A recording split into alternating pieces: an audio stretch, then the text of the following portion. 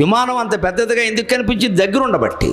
చిన్నదిగా ఎందుకు కనపడింది? దూరంగా ఉండబట్టి. దేవుడైనా అంతే, దూరంగా నువ్వు ఆలోచించి ఎప్పుడో ఏడాదికి ఒకసారి వినాయక నవరాత్రులు చేసేస్తే ఈ తర్వాత ఏదో మనకు అది సంప్రదాయం ఆనవాయితీ అమ్మ మానకూడదు అంటే మానకూడదు కాబట్టి చేస్తున్నామమ్మా, నీకు భక్తి లేదు.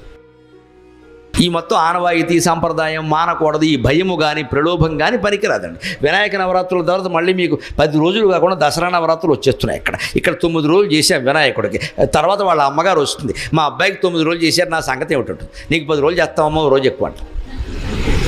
తర్వాత వాళ్ళ ఆయన వస్తాడు శివుడు, మా ఆవిడకి 10 రోజులు చేశారు, మా అబ్బాయికి 9 రోజులు చేశారు, మొత్తం వీళ్ళందరినీ పోషిస్తున్నది నేను, బెచ్చమెత్తు కూడా పోషిస్తున్నాను, నా సంగతి ఏమిటంటే నీకు కార్తీక మాసం ఎలాంతా చేస్తాను ఆయన కోపడ. తర్వాత వాళ్ళ మేనమా వస్తాడు, మరి రాజకీయాల్లో తెలుగుదేశం ఉన్నట్టు వైఎస్ఆర్ పార్టీ ఉన్నట్టు మాధవ పార్టీ ఉంది, ఇక్కడ మాది శివుడు పార్టీ అయితే కేశవుడు పార్టీ, మరి మాకేం లేదా అంటాడు ఆయన. అప్పుడు మార్గశిర మాసం అంతా నెలంతా ధనుర్మాసం ఆయనకే చేస్తాము మనం.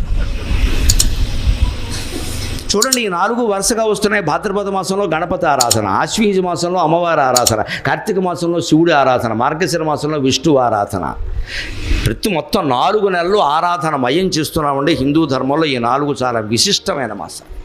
ఈ వైవిధ్యం ఎందుకు అంటే ఈ నవరాత్రులు కాగానే ఏదో నిమజ్జనం ఏదో అయిపోగానే ఇక మళ్ళీ ఏడాది వరకు ఏం పండగ లేదనుకోండి. ఇతర మతాల వాళ్ళకంటే మనం అదృష్టవంతులం, వాళ్ళకి ఎంత గొప్ప చెప్పుకున్నా 2 3 ఉంటాయి, ఎంత పెద్ద లేవు.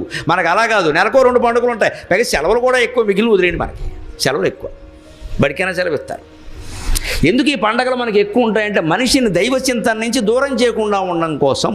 ఇది అయిందమ్మా. దీపావళి నాడు ఏం చేస్తారు? గోంగూర కాళ్ళు ఉంటాయి, గోకాళ్ళు ఉంటాయి కదా, దిబ్బే దీపావళి అమావాస్య మళ్ళీ వచ్చే నాగుల చవితి. ఆ నాగుల చవితి 4 రోజులు వచ్చేసింది.